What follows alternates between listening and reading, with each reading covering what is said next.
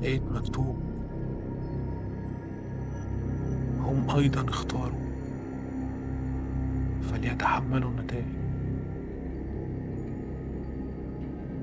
قفلت الكتاب لأني حسيت إن في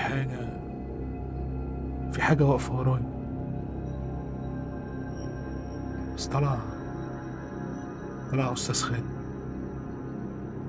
أستاذ خالد زميلي في المكتبة برضه.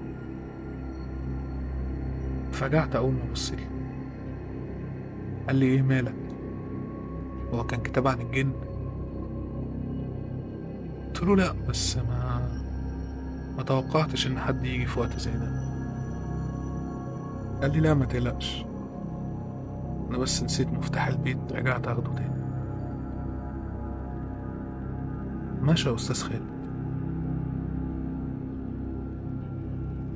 ورحت عشان أفتح الكتاب مرة تانية. صراحة الفضول شدني.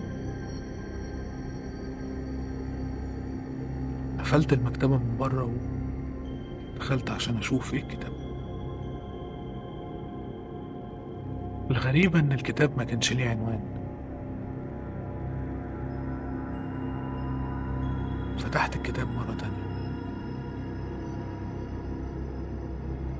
والغريبة إني ما لقيتش أول صفحتين قريتهم من الكتاب. أنا ما لقيتش أي حاجة في الكتاب. كتاب أبيض، ورق فاضي، مفيهوش أي حاجة. قلت أكيد ما كانش بداية. فتحت الكتاب تاني، لقيت مكتوب: تحمل نتيجة اختياراتك.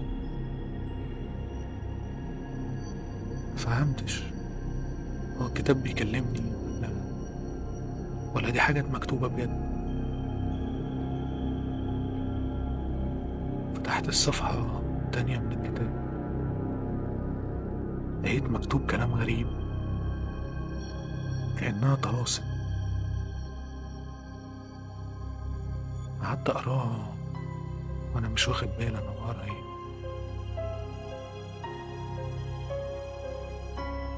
مرة واحدة